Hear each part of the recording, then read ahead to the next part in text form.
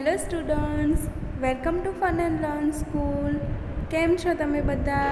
મજામાં ને? તો ચાલો આપણે ગુજરાતીમાં લેસન 2 નારાજ વનરાજનું રિવિઝન કર્યું. તો હવે આપણે એની વર્કશીટ ભણીશું.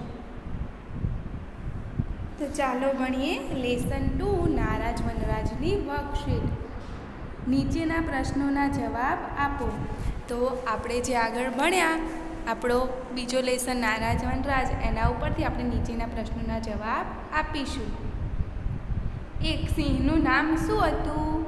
તો વાર્તા હતી ને, તો એમાં સિંહનું નામ શું હતું? તો સિંહનું નામ જીમી હતું. ચલો બે, શિયાળનું નામ શું હતું? ચલો એમાં શિયાળનું નામ શું હતું? હા બરાબર, શિયાળનું નામ ટીપુ હતું. 3, ખાવાનું શોધતા શોધતા સિંહે શું જોયું? તો ખાવાનું શોધતા શોધતા સિંહે એક ગુફા જોઈ. 4, ચકલો ને ચકલી ઘરમાં કેમ આવે છે? ચાલો આપણે ગીત ભણ્યા ને, ચકલો ને ચકલી ઘરમાં કેમ આવે છે? હા, ચકલો ને ચકલી ઘરમાં માળો બનાવવા આવે છે. ચલો 5, ચકલો અને ચકલી માળો બનાવવા શું લાવે છે? શું લાવતા હતા? હા વેરી ગુડ, તમને તો યાદ છે બધું. ચકલો અને ચકલી માળો બનાવવા તણખલા અને રૂ લાવે છે. ચાલો મૂળાક્ષરો ઓળખો. તો આપણે નીચેના મૂળાક્ષરો ઓળખવાના છે. તો આ શું છે? પહેલો મૂળાક્ષર આ કયો છે? આ છે પ. આ શું છે? પ. પ પતંગનો પ. આ બીજો મૂળાક્ષર કયો છે? ડ.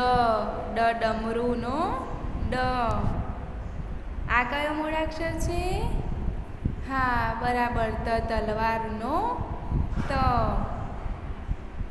આ કયો મૂળાક્ષર છે? યાદ છે તમને? આ છે અણ ફેણનો અણ.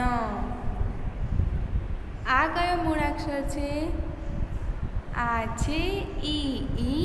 ઈયળનો ઈ. અને આને નાનો ઈ કહેવાય. પછી આ છે ઈ. આ છે મોટો ઈ. ઇમારતનો ઈ. શું? ઇમારતનો ઈ. ચાલો ઉદાહરણ મુજબ શબ્દો બનાવો. તો ચાલો આપણે નીચેની જેમ શબ્દો બનાવવાના છે. તો 1, ચકલો તો ચકલી. એમ 2, કાગડો તો કાગડી. તો 3, ગધેડો તો શું થાય? ગધેડી.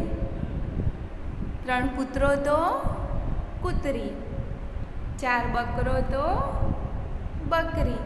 અને છોકરો તો છોકરી.